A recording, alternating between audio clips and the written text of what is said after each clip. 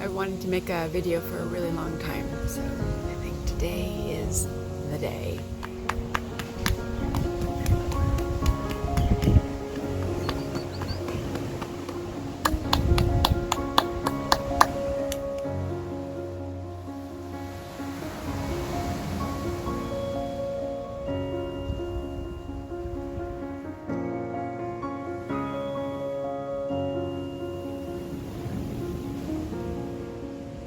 So it's almost June 2022 and I haven't done a video in quite a while, maybe a couple years. And I've gotten so much beautiful feedback from so many of you that I just want to give back. Like so many of us, these last couple years there's been enormous transition, and right now I'm taking a little break in Hawaii and visiting friends, and I'll be coming back to the States, and I will be doing more videos and sharing more about myself. In today's video, I'm going to share what I am calling add-ons. These are some of the exercises and practices I do before and after I complete the Tibetan rites.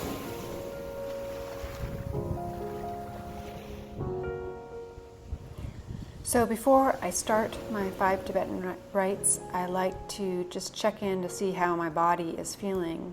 This is one of the many ways that I do this, and I begin by twisting and then tapping my body. I like to tap my legs first and just wake them up and get some energy and some blood flow happening to wake myself up. I then will often do a series that some of you might be familiar with from Qigong. And this is, I'll do 3 sets of this. And it begins with clapping 9 times.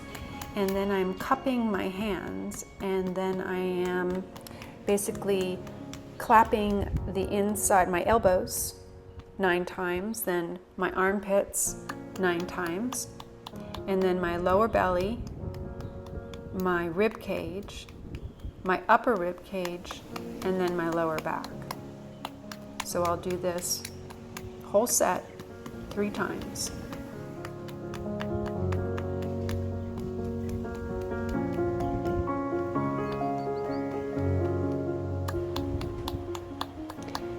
While I'm clapping in the morning, sometimes I clap quietly because I don't want to disturb anybody, but I highly recommend that you create some good sound for yourself in all of these movements.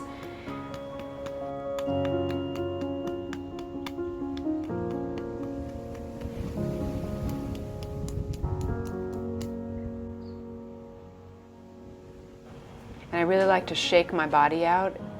I really enjoy shaking my hands, my arms, and then my feet, and then my legs, and really just kind of throw out any stuck energy, especially from the night's sleep. And I'm also, with all of this, I'm really breathing comfortably. There is a sense and awareness of my breath as I inhale and exhale as I'm tapping my body and moving myself around, and just allowing the movement and the spiral and the waking up, just feeling myself.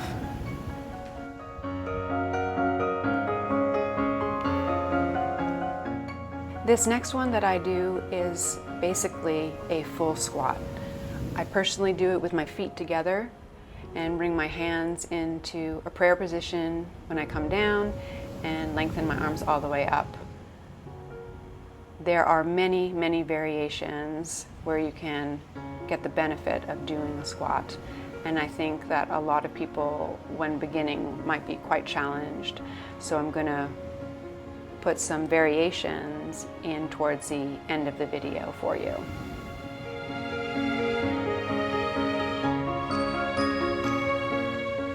I would like to bring your attention to your breath. I am breathing full, even breaths through my nose, exhaling as I go down and inhaling as I rise. I'm also stretching and lengthening through my arms to get the full benefit of energy flow. In my own practice, I do this 21 times.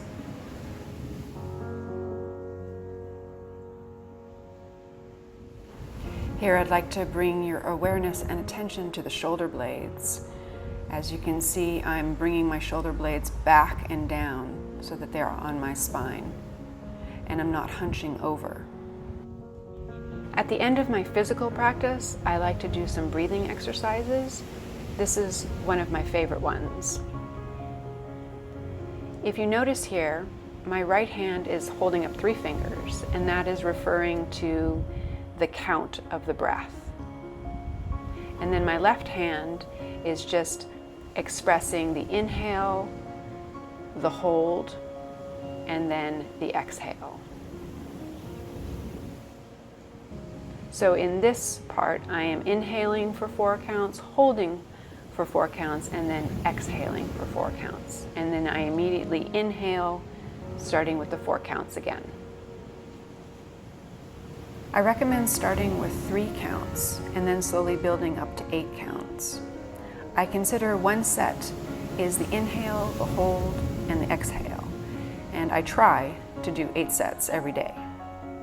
When you first begin, I suggest that you sit at the edge of a chair unless you're really comfortable on the floor. Remember that the focus is that the spine is straight and that you're comfortable.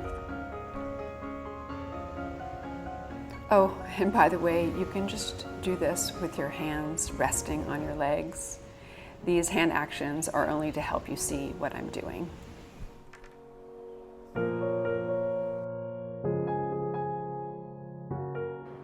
I feel so blessed to have had this opportunity to see these turtles in person, and I just wanted to share this video with you. I am going to speed it up a little bit just because it takes this little guy, this huge guy, a while to get all the way up. I hope you enjoy.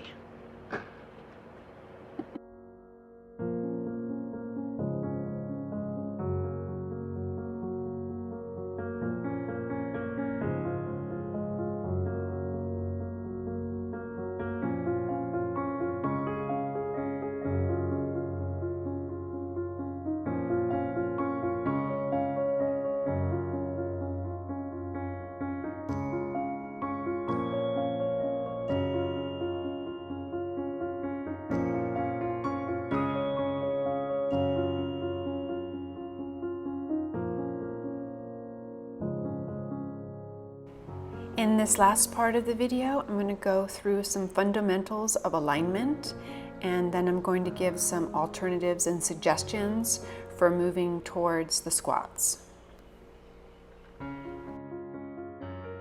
I am really excited to share about the feet because they are the foundation. Your entire body is affected by the alignment of the feet. So here I'm pointing to the 4 corners, the big toe, the baby toe, the inside of the heel, and the outside of the heel. What we are wanting is an equal distribution of weight on all 4 points. You can see how the foot and ankle distort when there's an imbalance of weight on any of these 4 points. Now we're going to take a quick look at the alignment of the knees over the feet. And in this video, there we go. In this video, I'm going to show you how the center of the knee cap is going right over the second toe. So we want to bend knees right over that second toe, and that means we're going to not want to go out or in.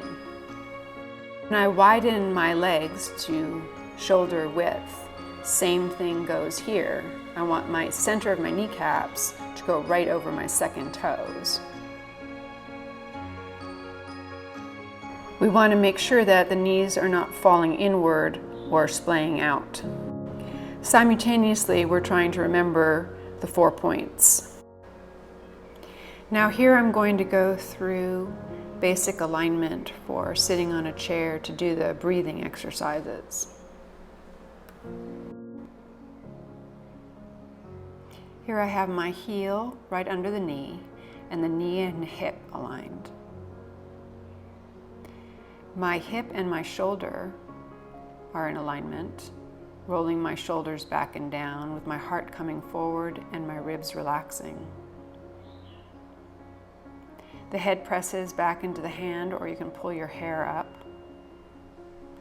finding the place where your ear can be in alignment with your shoulder. When you found this alignment, just allow yourself to go into the breathing exercise. So now I'm going to give you some suggestions for doing the squats. You want to have your feet parallel, the knees are going to bend, and they're going to go right over that second toe. And you're going to hold on to something that feels nice and sturdy, and you're going to just allow your knees to bend and have your pelvis angling backwards.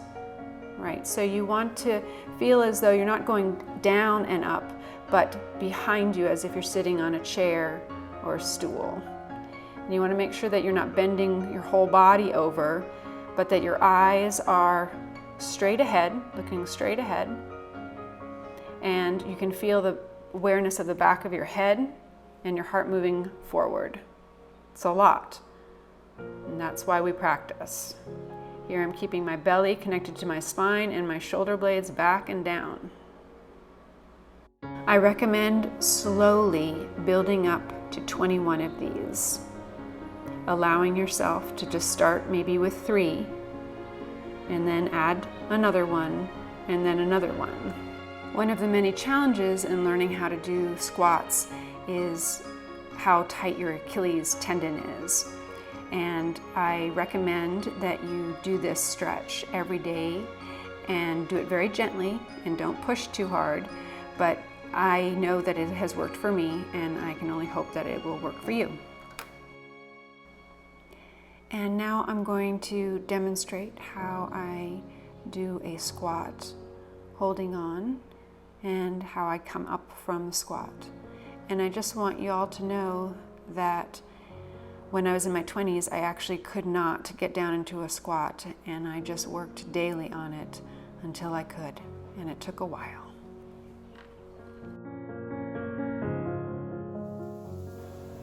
Well, this brings me to the end of this video, and I would just love to share my gratitude and my love to all of you. Thank you for your kind words and your amazing support. May you all remember that you are light and love. May we all remember to become the change we wish to see. May your suffering recede and be replaced by grace. Blessings.